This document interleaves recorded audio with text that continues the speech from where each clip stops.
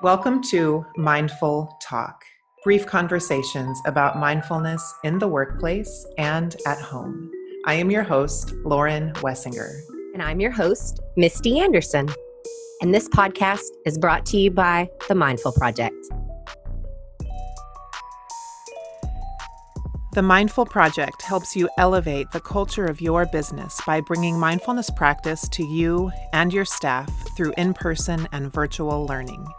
Contact us through our website, themindfulproject.co, for more information. Welcome back to the podcast. I have a really special guest here today. I'm sitting in my closet with my very own husband, Eric Wessinger. Hello. Hello. We wanted to record today on the heels of Misti and her husband's episode that came out last week. And I actually did not have Eric listen to theirs before we recorded because I didn't want it to change ours at all. So we'll listen to theirs later. I loved it. It was awesome. Misti, I know you're listening to this. One thing I wanted to start with, Eric and I tonight are on our way to, are we allowed to talk about it? I think so. You Can't give our mantra away. That's right. We're on our way to our third transcendental meditation lesson together. And then our last lesson is tomorrow night. You're not supposed to really talk about it. It's like what happens in Fight Club stays in Fight Club. But the reason I want to start with that is that I get asked all the time, does your husband do yoga and meditate? Actually, people ask me all the time if you do yoga. And the answer, of course, is no. No. However, you do have a bit of a meditation practice. Yeah, I do. And tell me more about it. Well, I started when we went to Kripalu. I piggybacked on your yoga trip. And so it was, for you, was a yoga and meditation getaway. And for me, it was just a getaway. And so, but I kind of snuck into a couple of the meditation classes and really enjoyed them and kind of started the journey from there. But those were guided meditations and meditations. And so I kind of just started from there, going with Headspace and Waking Up and some of the online apps and stuff like that, and doing a meditation practice. And you had given me George Mumford's Mindfulness for Athletes book, where he's obviously a very big proponent of meditation and has some real visualization techniques and images that kind of struck me very well. And so for, I guess, probably since then, so 2.5 years ago, when was that? Probably longer than that. More than that, because it's like pre-COVID, post-COVID. Right. So since then, just on my own, trying to kind of begin that process, and some successes and some failures, and but really enjoyed it. And then just recently had a schedule change and had really kind of gotten off of that practice a little bit, and to be honest, really kind of felt it, where I've been a little more, I would say, misguided in terms of what kind of vision boards and those kind of things is just just kind of, it was missing. So we started this TM class, and it's very different. It's parts of it I really like, and parts of it I prefer the other way. And so it's kind of nice to see that there's these maybe a blend, but each one of them would probably tell you that you're not supposed to blend them. Mm-hmm. They always say, like, don't mix the practices. Right. But I always think you have to do what works for you and decide what works for you, and then stick with that. Right. So baseline for me, it was just a really good way for me to center myself when I'm feeling a little agitated, either at work or working out or playing basketball, or just, it's been a really nice, the meditation, the breathing, and the visualization pieces of it has been something that I can apply to my daily work. And so it's been good so far. Yeah. One thing, I've told you this before, that I'm so grateful that you take care of your body so meticulously. I mean, he gets up at, what time do you get up? Well, like 4:30. I don't even know, because I am not up for hours after he leaves. 4:30. Yeah, 4:30, and then 4:30 or 5, depending on the workout. Yeah, he either goes to this F45 workout, or to play basketball or does another workout. And I think because you have that discipline with that, I feel like meditation is going to be something that's easy for you to recommit to. We'll see. It's a lot. They're asking us to do 20 minutes in the morning and 20 minutes 8 hours later. And that doesn't sound like that much, but it's a lot. It's a lot. It's a lot. Yeah. To do one thing Every day with your mind for 20 the rest minutes. of your life. Yeah, forever. So but we'll give it a shot. Yeah, we'll give it a shot. One reason I wanted to open with that conversation is that there's this assumption that Eric and I are on similar paths, and we're really not. I mean, we have completely different lines of work. We have completely different types of personal practices. And there's a few things that have really made us not grow apart. Even as we grow individually, we still grow as a couple. And I wanted to talk about that a little bit today. Sure. Because we don't have the same religion even. We don't have the same meditation. We don't have the same... Well, we just started kind of working out together. Yeah. A little bit. And one of the things we talked about the other night was how we support each other in actually doing our own thing and how important that's been to our relationship. Eric and I are super independent people from each other, and we're raising our kids that way. But it works for us as we come back together and connect on just kind of what we're doing and what we're exploring in life. And we have a lot of similar interests, of course. But I really support him in going off and doing his own thing. And he definitely supports me in going off and doing my own thing. Yeah, for sure. I think it's important, and it's also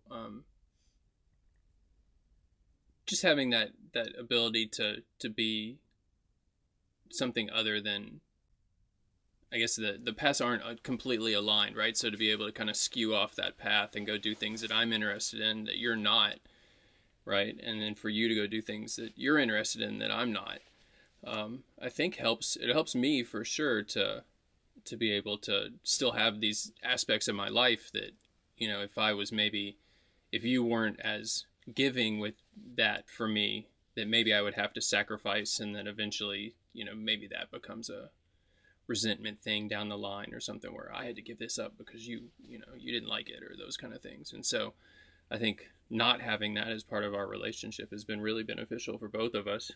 And to be able to, you know, then it gives us things to talk about, and it gives us things, you know, when we do, you know, we make it a point to go do things together. It's not like we're never with each other. You know, we definitely make it a point to spend as much time together as we want to and as we can. But then we also have this ability to go out and do things on our own. So I think it adds nice layers to our personal lives, and then in turn adds those layers to our relationship. And then I think it's important for the kids to be able to see that you can be in this loving and caring and really committed relationship, but you can also have your own life, you know, and to be able to, for them to, with us and the family, as they get older, they can have camp and, you know, do these other things where they have their own things going on, but we always have the family as a foundation, as a center to kind of rotate out of for them. But, you know, as opposed to them seeing us as these, I don't do anything without you, or you don't do anything without me. And it's not, you know, I think it's more healthy for them to be able to see like, oh, it's okay to be with the family. But then it's, if I feel like going in my room and just being by myself, or if I want to go do something by myself, so it's okay for me to do that too. So I think we take this approach with each other and with the kids of like, do what you want until you give me a reason not to trust you to do whatever you want. Sure. You know, and I think that I never really thought of that being true for us too. Like, it's definitely true for them. I think we've let them do sometimes a lot for their ages, but we know what they're ready for. And they don't give us a reason not to let them do some things that they ask to do. Right. And I think the same thing goes for us. You know, I remember when we first got married, I don't know if you liked this or not, but I used to tell you, I don't need you, but I really, really want you. Right. You know, like, meaning that my mom raised me this way, I think, to be so independent, and like my life would not be as fulfilled and loving and happy, of course, without you. But I don't think that I would die without you. Right. You know what I mean? Yes. But for me, that's the healthy place to be because I want to be around you. Yeah. Like I'm choosing because you make me so happy and you make me want to be a better person. I want to be around you. And I think that's a big difference for us, is that we actually really, really like each other and like having our adventures together. Yeah. You know? Well, it's funny you mentioned trust because I was thinking about that too. Is like it is a huge piece of it, right? Is it? I trust that when you go to San Francisco for 3 weeks, for your class and stuff, I know that you're doing it with the best intentions and that you're doing it not only for the betterment of yourself, but for our relationship and for the kids. And even though it's something that's solely for you to experience, I trust that you're making the right decision to go do that, and that you wouldn't go do that if you didn't think it was beneficial for yourself and us, right? Yeah. And it's the same thing. If I want to go on a river trip, or I want to go see a band or go see a show or something with my friends out of town, like you trust that that's, I'm making the right decision, and and then we encourage each other to do those things. Like, hey, you haven't gone to see your friends in a while. Why don't you go do that? Because I think it makes, again, we wouldn't be as happy if we weren't able to do those things. Right. Yeah. We are really lucky that we can go do stuff like that. For sure. In a lot of ways. Yeah, like when I wanted to go, so this was a 7-week training, yoga training in San Francisco, and I had to go there 3 times for 15 days each time. And this was obviously pre-COVID, so the kids were pretty young. But that if I come to you with something that big, it's not that often, and that it's something that really needs to happen, and we figure it out. And it's not like I'm coming to you every year being like, hey, I want to go do this thing for a month. It's you just have come to know that if I come to you with something like that, you're like, we'll make it work. Well, yeah, and we've done it, and where it's really no big deal. We've done it so often. It's like we'll go. I'll take when you're on those trips or you're at a retreat or doing those trainings, we'll go. Take the kids somewhere, and our friends will be like, "Oh, well, where's Lauren?" I'm like, "Well, she's in San Francisco for a couple of weeks to do this," and like the look on their face is just shock and awe and just like confusion, and but we just make it we just make it work. Right. It is what it is. So we, right. It's good. It is good. And then when we're on those trips, it's, we're not, well, let me call it, like we call and check in because we want to say hi. But it's, if we go a day without talking to each other, it's totally fine too. And, so we're both so comfortable with that experience that it's pretty simple. It's so funny. The episode coming out in like 2 weeks, we've already recorded, and it's on mindful travel. And I shared that with Misti. I was like, we just don't really talk when either of us is out of town. I mean, what is there to talk about? We'll catch up when we get back, and you're having an adventure. Like, you don't need to check in with me. Right. I know you're available if I need you for something, but, whether it's you or me, like one of us is home dealing with the reality of that, and the other one is off somewhere far away doing something completely different, and those worlds don't really align. And so it's like, just we'll check in when we check in, Yeah. And I think that goes back to the trust piece of it too, is it, like, I'm sure everything's great. If it wasn't, we would know, but otherwise it's, Mm-hmm. And again, I don't feel that need to check in, you definitely don't feel that need. And I think there's positivity in that for us. For us, right. And this is only what works for us. That's all we can talk about. For us. Like this type of thing doesn't work for everybody. No, and that's okay, For sure. Yeah. It's all what works within your own relationship. But yeah, I think the trust of sending each other off on adventures has been really huge. And honestly, my business is finally in a place where it's really gaining some momentum after all this time. And to be honest, like part of me going off on some of these trainings, it wasn't very financially rewarding for a long time. So there was that involved too. But you knew that me being a perpetual student of yoga and meditation was filling me up in ways that nothing else really does. And that it was part of what I needed as my own self-development too, and just, my own mental health. Yeah, it's been part of the journey, right? To go through those experiences, and maybe you wouldn't have gotten here as quickly as you did if you hadn't had those experiences of doing that, for yourself and by yourself, and going through those, those kind of ritual events of, discovering what you wanted this to be and who you wanted to be. And it's important that you had those chances to do that. Yeah. Yeah. Part of me is grateful that you're not like a yogi and in the yoga world. And, I don't know about that for us. Like, I'm sure it's really beautiful for some people, but I know I have so many examples of ways it hasn't worked for couples, to both be immersed in that world. And, honestly, I think it's my responsibility to take what I'm learning and bring it home, and not take what I'm learning and somehow like elevate above everybody. You know what I mean? And like evolve beyond anybody. Like, if that's what I'm doing here with these practices, I'm doing it for the wrong reason. Right. You know what I mean?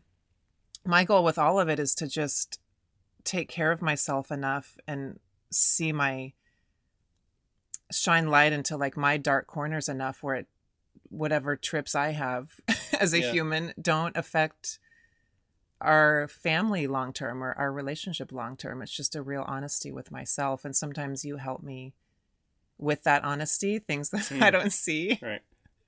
And that's hard, but I appreciate it.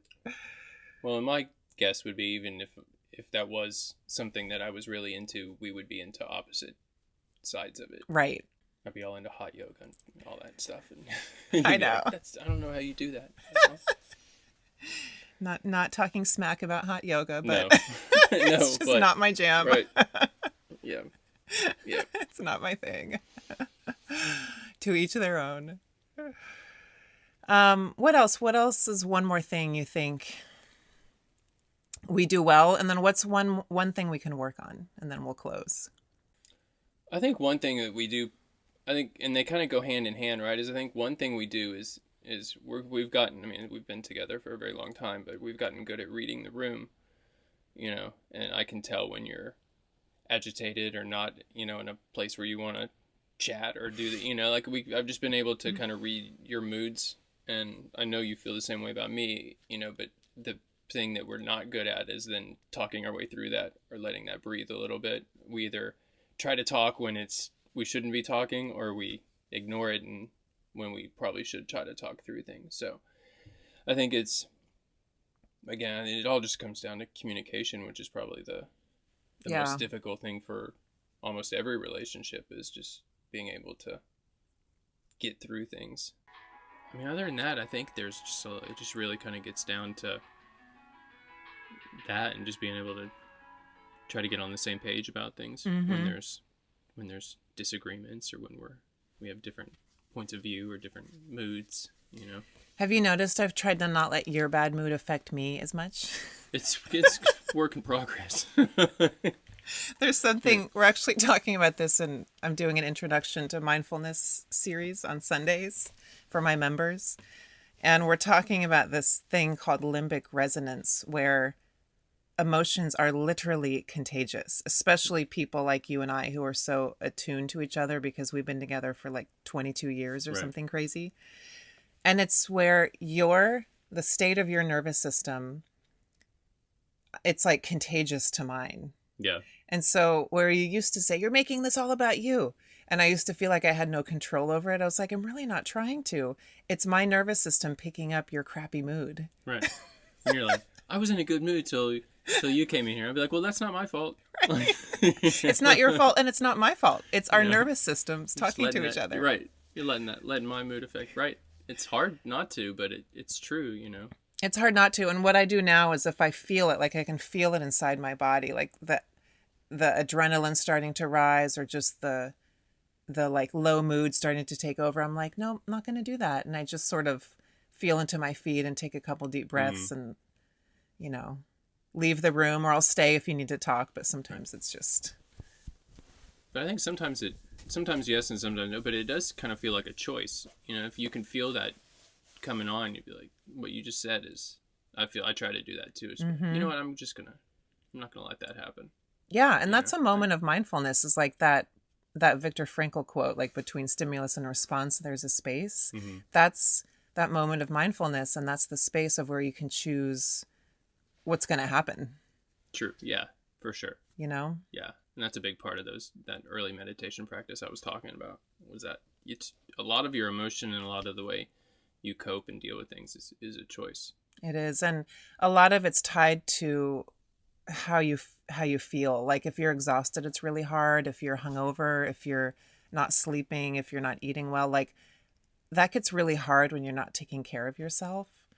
And so I'm just super grateful we have really a practice in our family of taking care of ourselves. Right. I think it's everything, All right. Well, I love you so much. Thank you. Well, thanks for having me. Okay. Bye. Bye.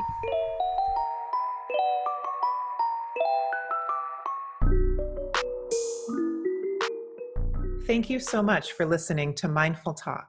We don't take it lightly that you spent your time listening to our podcast, and we are forever grateful. If you'd like to support the podcast, please subscribe on your favorite podcast platform and leave us a rating and a review. Welcome to a more mindful way of living and working.